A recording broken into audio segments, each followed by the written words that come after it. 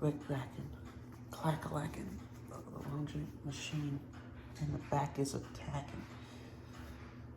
Hello everyone, welcome back to A Year and a Day with me in my Arthurian quest to right the wrongs of my past and to better myself.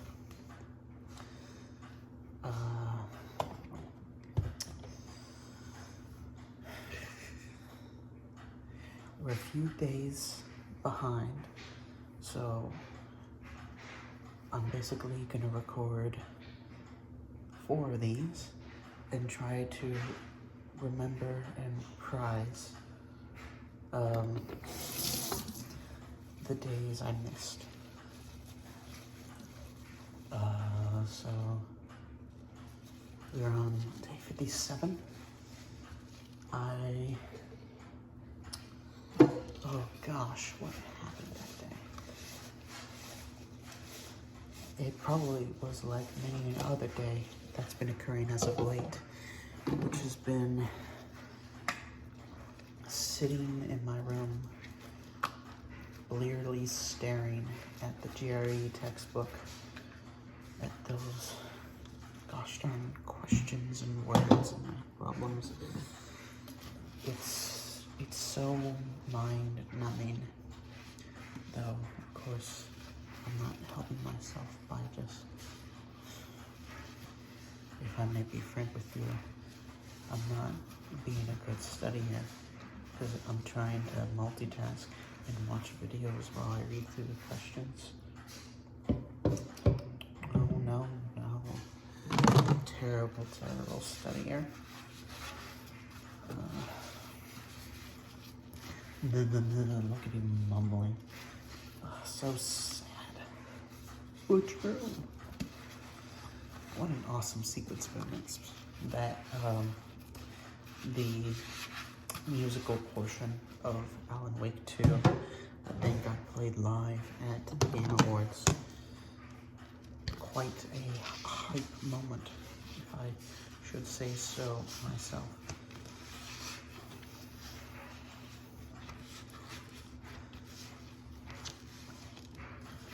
I've been wondering a little bit as of late regarding man's next evolution, or I guess what comes after man. Because, well, we see what the current state of AI is, and specifically the current state of robotics. I was thinking back to that newest evolution of the Boston Dynamics robot, and then, you know, what Elon Musk is trying to do to date this video heavily. And it makes me think, if or when we pass, would we leave behind successors? Because, I mean, Earth has had many ruling species of it, animalia, and that not even. At the start it was microbes and plants, and then it became really big plants, trees. Trees ruled the world. I wonder if there were any smart trees. Trees with brains, that'd be something. And after the trees came the dinosaurs, the wolves. Before the trees, but after the microbes was the fish. So it was bacteria first, microbes. The ones who then created the oxygen and all that, sort of like an algae death bloom thing. Then we got the fish, rulers of the sea. Many of whom have died on, but many who've continued living deeper into the depths. Or in the wide open ocean, you know. then we had the trees. That's a crazy thing to know that it's a common little fact, but that sharks are older than trees. It's bloody nuts, the scale of time. Anyway, back to talking about species, descendant species. Now, usurper species.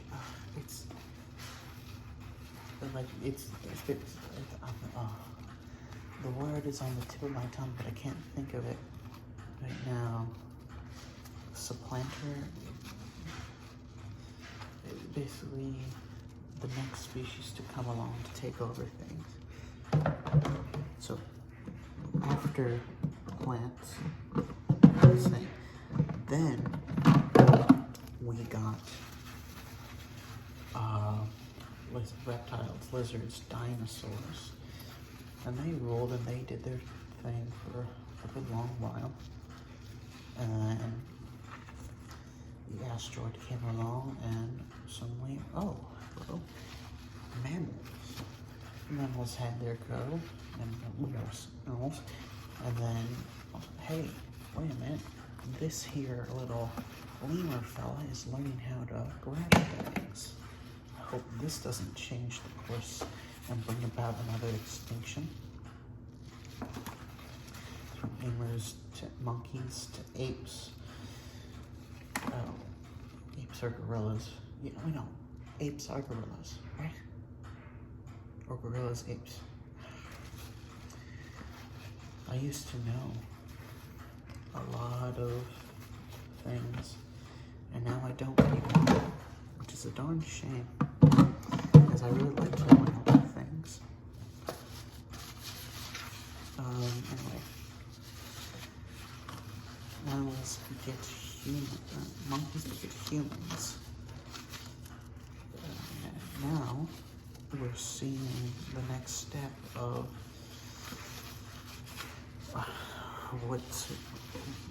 we're seeing the next few candidates, really, of who surpasses humans, who surpasses the modern day species. Will it be the robots that we create? Will it be the humans we send to the stars? Will it be a comeback of the deep sea creatures? Or will the insects take over? It's hard to say, really, but I think it's I would think it'd be most fascinating if it were robots. Robots, I guess, in some particular way, machine and AI, artificial intelligence.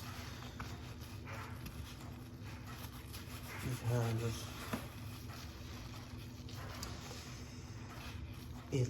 I guess, viewing from a scientific fictional writer standpoint, it leads to a lot of philosophical questions on the nature of what makes an entity, what makes a mind,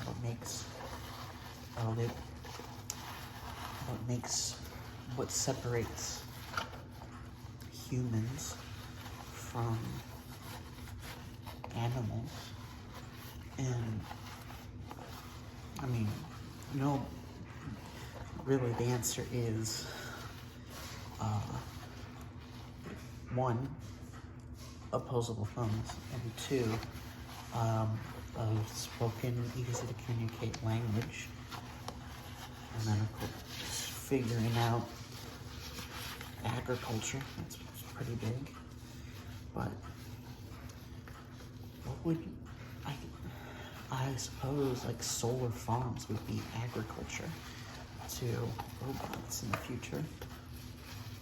Something, just some way to consistently make either energy or batteries.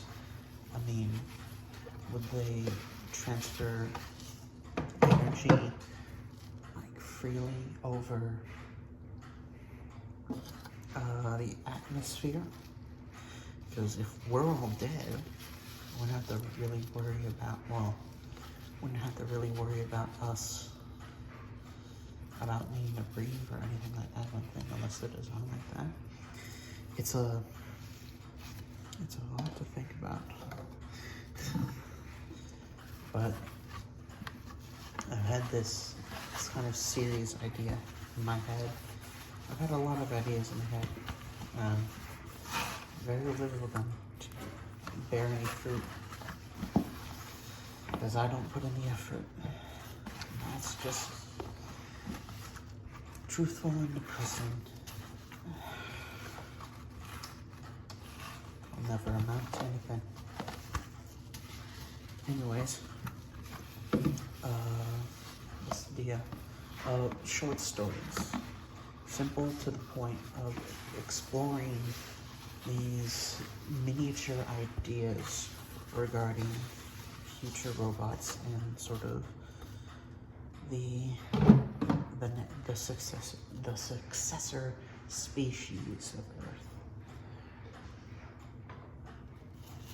The children of humanity.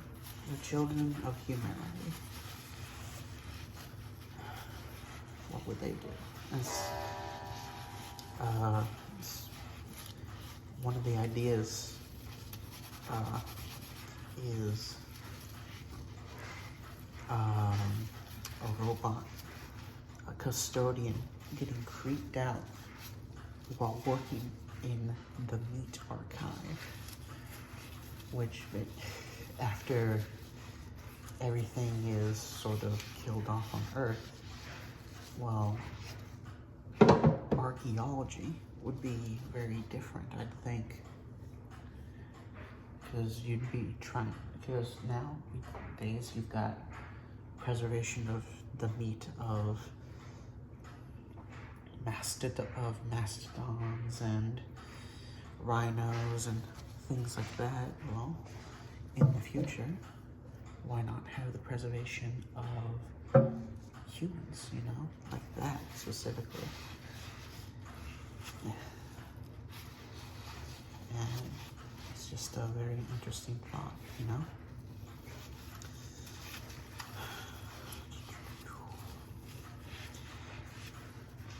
I'm pretty sure I also did a lot of walking.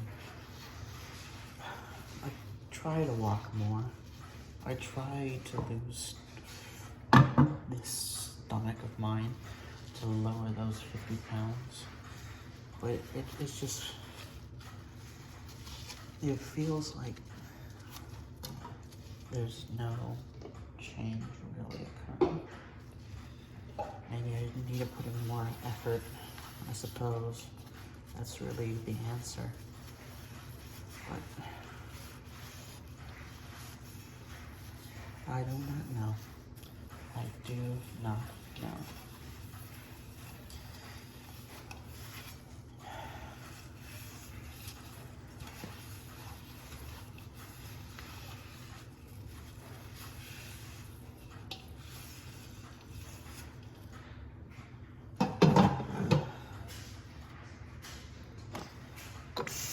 Okay.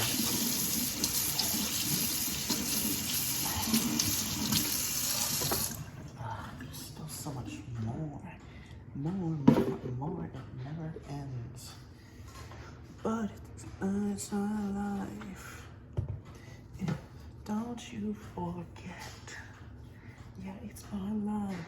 It never ends. Oh.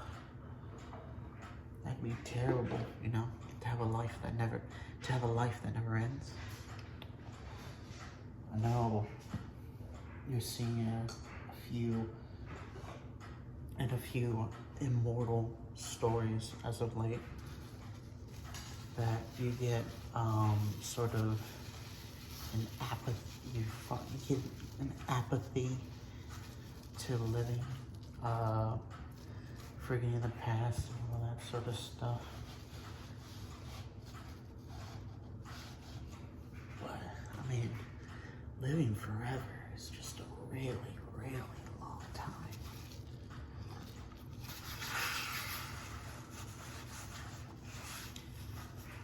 And I get so much variable about it too. Like, can you still, like, getting hurt, of course, still. Do you still grow old? Are you frozen in a single instance of time? It's food for thought, as they say. Food for thought.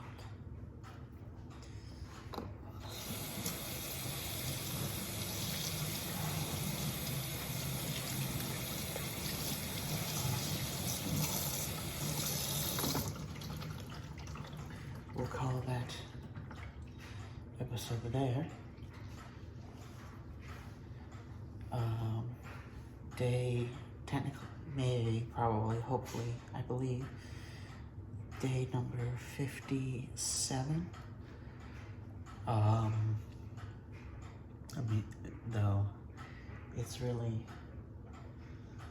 day 61 or something. I don't recall. But we'll get there. We'll catch up. I've been Ian. This has been A Year and a Day. Thank you so much for watching. Take care and good night.